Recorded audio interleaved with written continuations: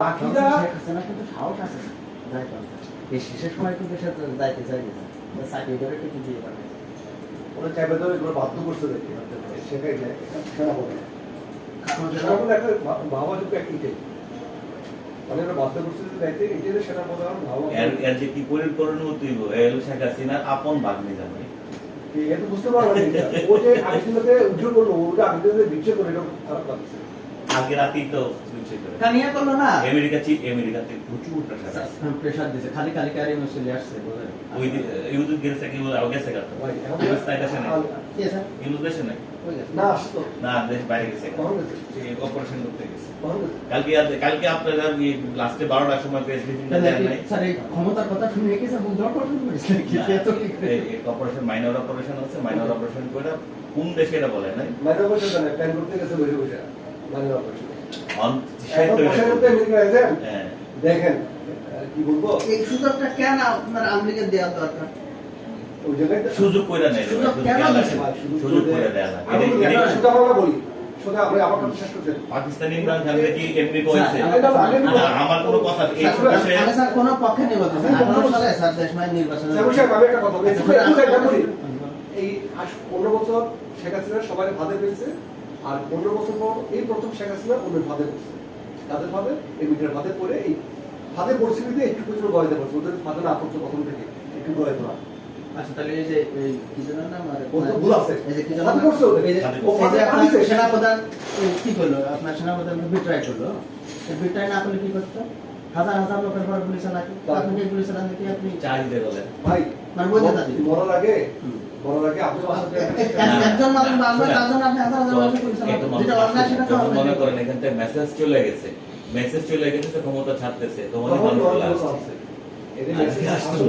কিন্তু মানুষ কিন্তু প্রথমে নামে নাই না না যখনই না না, ওই কথা বলছে আর মানুষ ওই যে চলে আসছে স্যার আরে না রে ভাই এগুলো আবেগী কথা আর মানুষ ওইটা সবাই ওইটা বলছে। স্যার ঠিক এটা তো স্যার প্ল্যান করছে স্যার প্ল্যান করবেন আপনি আগে সব দিন- মানুষের খুশাবেন পাছায় স্যার আগের দিন রাতে সব ডিক্লেয়ার মানুষের পাছায় আগের দিন রাতে ডিক্লেয়ার যারা বসে আছে তারাও যে কে বসে আছে ওরাও যে খুশাতে পারবে দেখেন কত সুন্দর মনে করেন প্ল্যান গিয়াসউদ্দিন আল মামুন শাস্তিপ্রাপ্ত আসামি এরও ছেড়ে দিচ্ছে। হাতে দিছে কিন্তু রাষ্ট্রপতি দিয়েছে না আরো এই তো বাধ্য করছে রাষ্ট্রপতি। তাহলে আপনি যাবেন সবচেয়ে মজার ব্যাপার কি জানেন? এটা আমি না, আমি একটু কথা সেন্সার একটু আমি বলি আপনি খালেদাকে ছাড়েন সবাইকে ছাড়েন কোনো সমস্যা নাই কিন্তু সরকার গঠনের উপর ওদের মাধ্যমে ছাড়েন আপনি সরকার গঠন না করে এই তত্ত্বাবধায়ক সরকার কিভাবে কোন বই ইয়াতে ছাড়লেন সেটা বলা হয় না গিয়াসউদ্দিন আল এই মামুন যে 2000 ছাড়লেন কোনেতে তাহলে শোনেন তাহলে আপনার সিআরপি আছে না প্যানাল কোড আছে না প্যানাল কোডের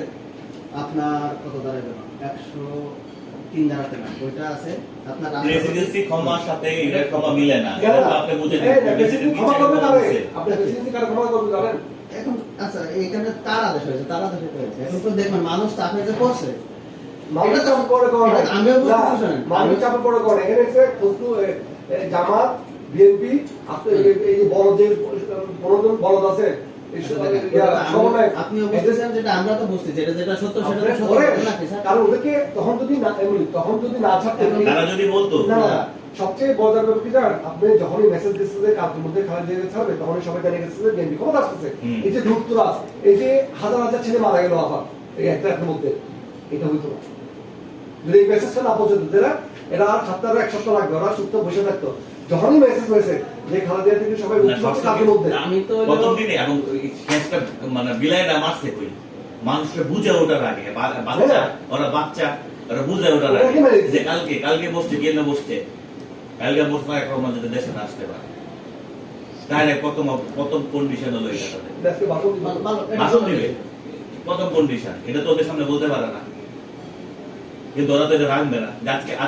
আজকে ভাষণ মানে তোমরা সব চলে যাও কেন তারেক রহমান এত মোটিভেশন